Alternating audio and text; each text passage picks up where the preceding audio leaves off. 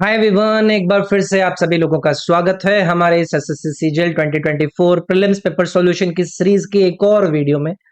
इस वीडियो में हम लोग डिस्कस करेंगे जीके जीएस के 25 सवालों को जिन्हें पूछा गया था 26 सितंबर की शिफ्ट नंबर 1 में।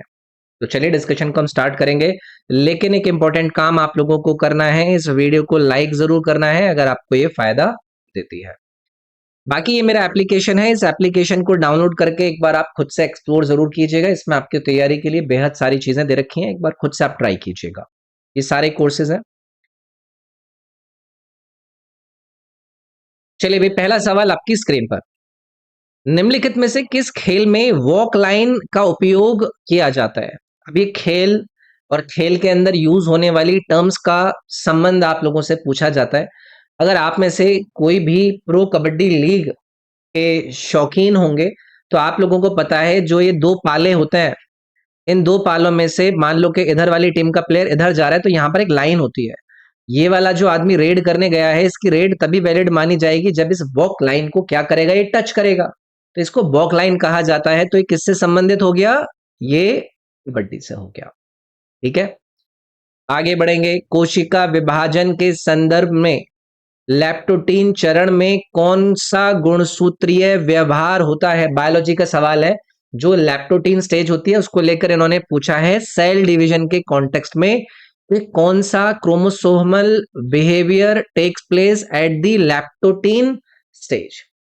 तो लैप्टोटीन स्टेज के दौरान जो क्रोमोसोम्स होता है ना, वो स्टार्ट होना शुरू कर देते हैं कंडेंस, और वो विजिबल होने शुरू हो जाते हैं माइक्रोस्कोप में। तो क्रोमोसोम्स बिगन टू कंडेंस वाला ये जो आपका ऑप्शन था ना, ये आपका करेक्ट होता। तो ये जो स्टेज होती है ना, ये आपका शुरुआती चरण होता है मियोसिस में। आपको मैं मियोसिस के बारे में ऑलरेडी बता चुका हूं पिछली शिफ्ट्स के अंदर। तो ये मियोसिस के अंदर जो प्रोफेज होता है, उसका इनिशियल फेज होता है, जिसको हम इस लैप्टोटीन स्टेज के रूप में देखते हैं, जहां पर जो क्रोमोसोम्स होते हैं ना, वो लॉन्ग होने अपीयर शुरू हो जाते हैं, थ्रेड लाइक स्ट्रक्चर बना लेते हैं। ठीक है, क्योंकि वो क्या करना शुरू हो जाते हैं, कंडेंस होना शुरू हो जाता है।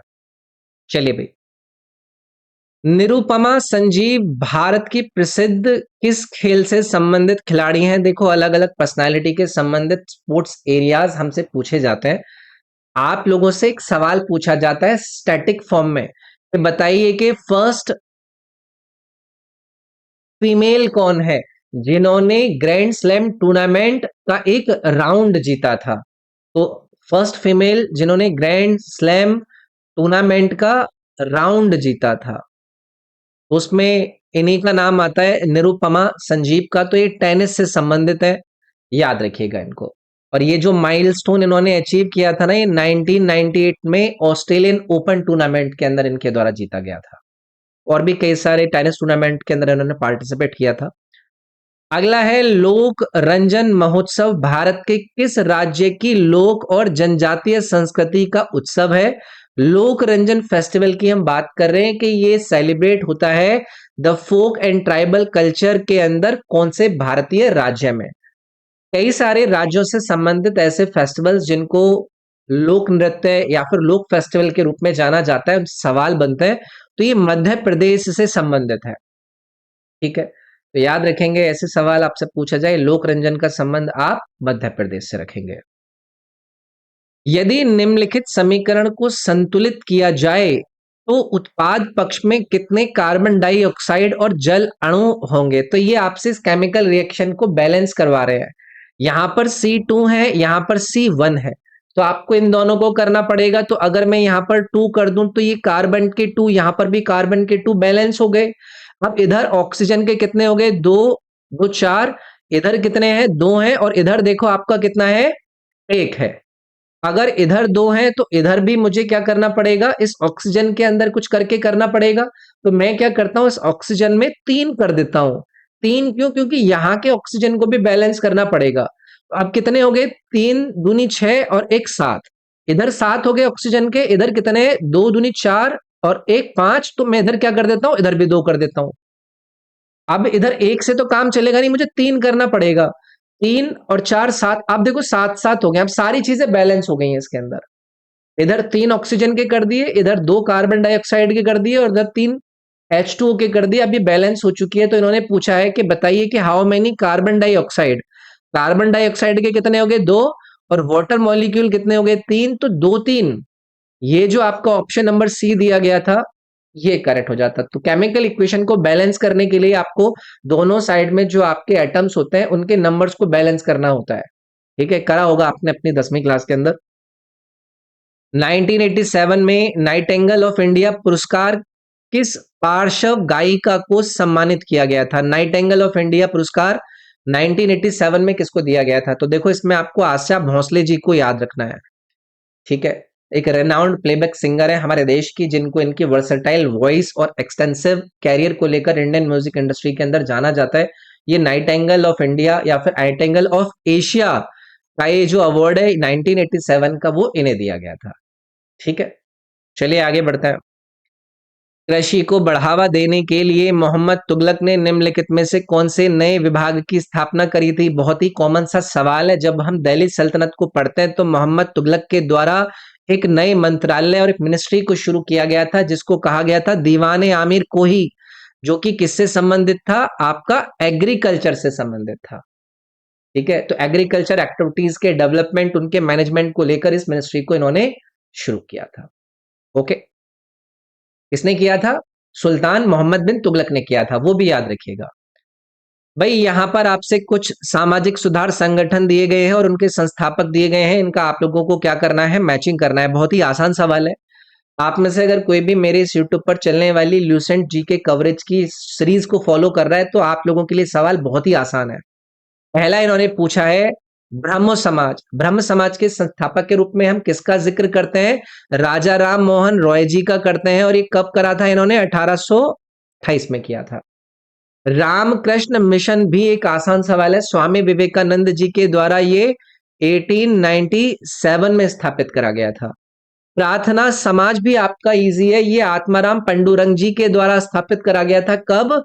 1867 में। और आर्य समाज दयानंद सरस्वती जी के द्वारा 1875 में स्थापित करा गया था।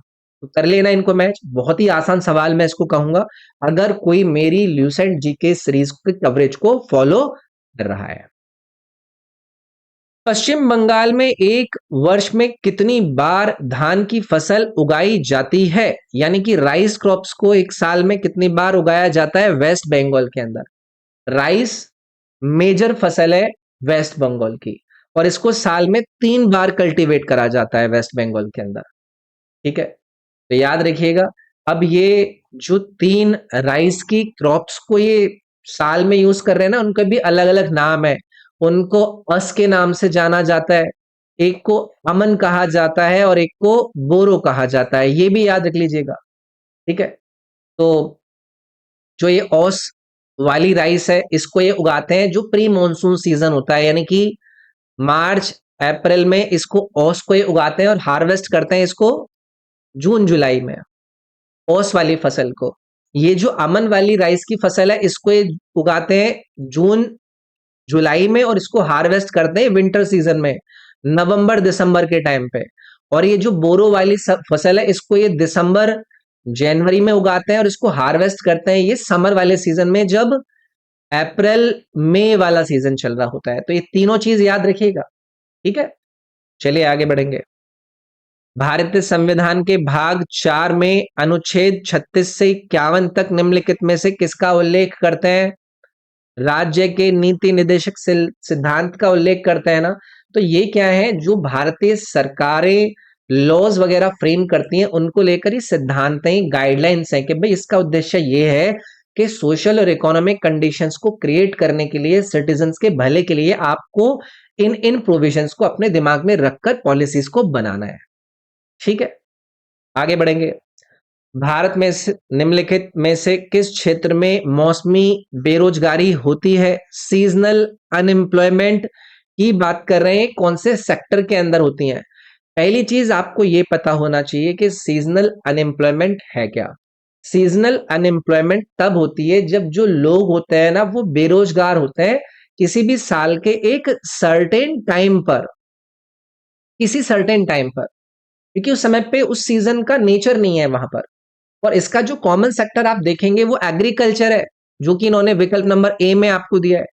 भाई नहीं है जरूरत लोगों के एम्प्लॉयमेंट की, टूरिज्म है, टूरिज्म में भी सीजन होता है कि भाई जब टूरिस्ट आते हैं तभी इनका काम चलता है, कंस्ट्रक्शन भी ऐसे ही है, तो इसमें एग्रीकल्चर वाला ऑप्शन आपका करेक्ट बनता है। ओके। पद्म भूषण से सम्मानित अरविंद पारेख निम्नलिखित में से कौन सा वाद्य यंत्र बजाते हैं? अब देखो हर साल आपको पद्म अवार्ड्स के अवार्ड ही देखने के लिए मिलते हैं, उनका संबंध वो किस लैंग्वेज से संबंधित है। अगर कोई म्यूजिकल इंस्ट्रूमेंट प्लेयर को अवार्ड दिया जा रहा है तो वो कौन सा म्यूजिकल इंस्ट्रूमेंट है जिनसे उनका संबंध है, तो ये सितार से संबंधित है। ठीक है, नाम क्या है? अरविंद पारेख। कल को इसको घुमाकर पूछ लेंगे कि सितार का संबंध दिए गए चार विकल्प में से चुनिए, तो आपको अरविंद पारेख का नाम याद रखना है। ठीक है। कुकी डांस एक फोक डांस है भारत का, जिसको प्रीडोमेंटली परफॉर्म करा जाता है कौन से राज्य में? यार कुकी ट्राइब के बारे में आपने सुना होगा, तो कुकी ट्राइब प्राइमरली आपकी कहाँ रिसाइड करती है? नागालैंड में रिसाइड करती है, याद रखिएगा। एक डांस फॉर्म है, कम्युनल सेलिब्रेशन है इनका, जिसको कुकी डांस के नाम से जाना जाता है। ओके। पृथ्वी का ऊपरी भाग क्या कहलाता है? यार ये जो हम अर्थ की अलग अलग प्रकार की स्फीयर्स के बारे में बात करते हैं, तो अर्थ का ये जो ऊपरी वाला भाग है, आप इसको क्या करते हैं? आप इसको स्थल मंडल कहते हैं ना, लिथोस्फेयर कहते हैं ना। अब इसको लेकर तो कोई समस्या नहीं होनी चाहिए, आसान है ये। अगला, पर्यावरण संरक्षण अधिनियम 1986 इसको सभी प्रकार के पर्यावरण प्रदूषण को रोकने के कार्य का कार्यभार वाले प्राधिकरण स्थापित करने का अधिकार देता है। एनवायरनमेंट प्रोटेक्शन एक्ट 1986 की जब कभी भी बात हो तो ये एक्ट पार्लियामेंट ऑफ इंडिया के द्वारा पास करा गया था भोपाल गैस ट्रेजेडी के बाद। इसमें इन्होंने सेंट्रल गवर्नमेंट को पावर दी थी, केंद्र सरकार को पावर दी थी कि भाई एनवायरनमेंट पॉल्यूशन को रेगुलेट करने के लिए आप अपने हिसाब से अपनी अथॉरिटीज पर्पस के हिसाब से स्थापित कर सकते हैं और अथॉरिटीज को आप निर्देश दे सकते हैं। सेंट्रल गवर्नमेंट को पावर देता है। ठीक है। भारत में 1857 की क्रांति मई में निम्नलिखित में से किस छावनी में शुरू हुई थी? देखो इन्होंने मई के अंदर पूछा है। 1857 की क्रांति एक अचानक से इवेंट नहीं था, वो अलग अलग पोर्शन में शुरू हुए छोटे छोटे विद्रोहों का एक पूरा का पूरा कॉम्बिनेशन था। तो जब first world war of independence की बात होती है तो हम इस 1857 की क्रांति की बात करते हैं। इसमें आपको मेरठ याद रखना है, जब मई के अंदर यहां पर एक छावनी क्या करती है? विद्रोह करती है। 10 मई का दिन था, अगर आपको याद हो तो। ठीक है। जो इंडियन सोल्जर्स थे ब्रिटिश ऑफिसर्स के अगेंस्ट में, वो यहां पर रिवोल्ट कर देता है। निम्नलिखित प्रसिद्ध बैडमिंटन खिलाड़ियों में से किसने सिंगापुर ओपन 2022 जीता? भाई ये करंट अफेयर रिलेटेड सवाल है। 2022 के अंदर पीवी सिंधु के द्वारा इस खिताब को जीता गया था, सिंगापुर ओपन को जीता गया था। भारतीय संविधान का कौन सा भाग उपराष्ट्रपति के चुनाव से संबंधित है? इन्होंने सिर्फ ये पूछा है कि इलेक्शन ऑफ वाइस प्रेसिडेंट का संबंधित भाग कौन सा है। पार्ट 5, पार्ट 5 जिसका नाम क्या है, टाइटल क्या है? The union. इसी में सारे के सारे आते हैं ना, president, vice president, council of ministers, parliament, तो सारे के सारे इसमें है। तो ये आपका पार्ट नंबर 5 में जो आपके आर्टिकल है वो 51 से लेकर 151 तक आपके आते हैं। ठीक है, जो कि executive, legislative, administrative functions of union government से संबंधित है। अब स्पेसिफिकली अगर वाइस प्रेसिडेंट के इलेक्शन को लेकर आपका आर्टिकल कौन सा कवर करेगा, तो इसमें आपके आर्टिकल नंबर 63 से लेकर आर्टिकल नंबर 71 कवर करते हैं वाइस प्रेसिडेंट के इलेक्शन से संबंधित। कैसे होगा, उनकी क्वालिफिकेशंस, ऑफिस रिलेटेड बातें, ये सब चीजें। गंडक नदी किस नदी की सहायक नदी है? यार इंपॉर्टेंट नदियों की सहायक नदियों के नाम आप लोगों से पूछे जाते रहते हैं। गंडक नदी को लेकर पूछा है, तो हमारी प्यारी गंगा माता की सहायक नदी है गंडक रिवर। आपसे पूछा जाएगा कि गंडक रिवर कहाँ से ओरिजिनेट होती है, तो नेपाल के हिमालय से इनका ओरिजिनेशन होता है। फिर ये भारत का जो बिहार राज्य है वहां से होकर गुजरकर उत्तर प्रदेश में आकर ज्वाइन करती है। ठीक है। अच्छा, इसको लेकर एक और सवाल पूछा जाता है कि बताइए कि नेपाल के अंदर इनको किस नाम से जाना जाता है, तो आप याद रखिएगा नारायणी रिवर के नाम से इनको नेपाल में जाना जाता है। ठीक है। निम्नलिखित में से किस पल्लव शासक ने वातापी या फिर बादामी पर अधिकार किया और चालुक्यों को पराजित किया? यार, जब हम कभी भी बादामी और चालुक्यास को डिफीट होने वाले इस इवेंट का जिक्र करते हैं जो कि पल्लवास के द्वारा करा गया था, तो इसमें आपको नरसिम्हम वर्मन वन का नाम याद रखना होता है। इनको नरसिम्हम वर्मन एक और नाम से जाना जाता था, महामल्ला के नाम से, नरसिम्हम महामल्ला। तो फेमस पल्लवा किंग थे। 630 एडी से लेकर 668 तक इनका रूल रहता है। पर चालुक्य किंग, कौन से चालुक्य किंग को हराया गया था? पुलकेशिन सेकंड को हराया गया था, और इसी के बाद फिर वतापी यानी कि जो बादामी है उसको कैप्चर कर लिया गया था।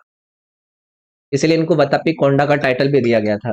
ठीक है, अगला है माइक्रो फाइनेंसिंग शब्द का पहली बार उपयोग 1970 के दशक में बांग्लादेश के ग्रामीण बैंक के विकास के दौरान किया गया था, जिसकी स्थापना किसके द्वारा करी गई थी? मोहम्मद यूनुस का नाम सुन रहे हो आप तो आजकल, जो कि आजकल बांग्लादेश का सारा कामकाज संभाल रहा है और इंडिया का मूड भी खराब कर रहा है। इस आदमी को नोबेल पुरस्कार भी मिल चुका है शांति को लेकर। ठीक है, तो याद रखिएगा, नोबेल पुरस्कार जीत चुका है ये आदमी 2006 में, लेकिन ये अब भारत का सिरदर्द बन चुका है। तो माइक्रो फाइनेंसिंग को लेकर ये आदमी जाना जाता है। ठीक है, निम्नलिखित में से कौन सा कथन सही नहीं है? नॉट करेक्ट आपको बताना है इन चार में से, तो एक एक करके सारे देखेंगे। प्रकाश वर्ष दूरी की इकाई है, बिल्कुल ठीक है, हमें नॉट करेक्ट बताना है। प्रकाश वर्ष वह दूरी है जो प्रकाश एक वर्ष में तय करता है, बिल्कुल ठीक है। Light year is the unit of time, भाई यही गलत कर दिया इन्होंने, तीसरा गलत हो जाता है इसमें आपका। ठीक है, अगला है भारतीय संविधान के निम्नलिखित में से कौन सा अनुच्छेद और भाग राज्य विधानमंडल से संबंधित है? स्टेट लेजिस्लेचर से संबंधित आर्टिकल और भाग आपको इंडियन कॉन्स्टिट्यूशन का बताना है, जो कि डील करता है। पार्ट नंबर 6 करता है और इसमें आर्टिकल 168 से 212 है। ये पहला वाला ही ऑप्शन इसमें करेक्ट हो जाएगा। ठीक है, तो ये पार्ट इन्होंने दे दिया, तो पार्ट तो आपके लिए और ज्यादा आसान कर देता है चीजें। ए ऑप्शन इसमें करेक्ट हो जाएगा। अब इसके अंदर स्टेट लेजिस्लेचर के अंदर गवर्नर होगा, 2 हाउसेज होंगे, जैसा भी केस है कि उसमें विधानसभा विधान परिषद दोनों है या नहीं है। ठीक है, उसकी कॉम्पोजिशन वगैरह। कृषि क्षेत्र में सब्सिडी का आर्थिक औचित्य क्या है? यानी कि economic justification for subsidies in agriculture, इन चार में से आपको चुनना है।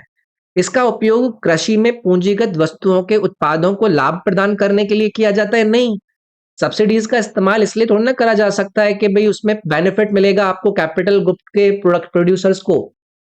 दूसरा है, इसका उपयोग मुख्य रूप से अमीर किसानों को नहीं। यह सेवा क्षेत्र में सरकारी व्यय का हिस्सा है? नहीं।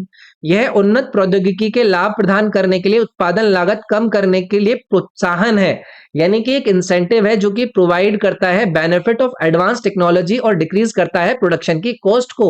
ये चौथा वाला ऑप्शन इसमें करेक्ट रहेगा। ठीक है, चलिए अगला सवाल है, निम्नलिखित में से कौन सी विशेषता स्तनधारियों और पक्षियों दोनों की है? यानी कि मैमल्स और बर्ड्स दोनों की कैरेक्टरिस्टिक इन चार में आपको ढूंढना है। पिगमेंटेड स्किन, जी नहीं। न्यूमेटिक बोन्स, जी नहीं। वार्म ब्लडेड, दोनों की ही तो खासियत होती है ना, ये दोनों वार्म ब्लडेड होते हैं, मतलब इसका ये है कि अपनी बॉडी का टेम्परेचर ये क्या कर सकते हैं? रेगुलेट कर सकते हैं। ठीक है, तो भाई ये था डिस्कशन हमारे इस शिफ्ट के 25 जीके जीएस के सवालों का। 26 सितंबर के शिफ्ट 1 होती है। पूरी वीडियो को लाइक जरूर करना है, और इसके अलावा ये मेरे इंस्टाग्राम का यूजर नेम है robinSIRG, इस पर आप लोग मेरे साथ कनेक्ट करके मुझे मैसेज कर सकते हैं। कोई भी आपको गाइडेंस चाहिए, कोई भी आपका डाउट हो, मुझे आप मैसेज जरूर कीजिएगा। बाकी ये एप्लीकेशन है, इस एप्लीकेशन का लिंक भी मैंने इस वीडियो के डिस्क्रिप्शन में डायरेक्टली लिया गया है।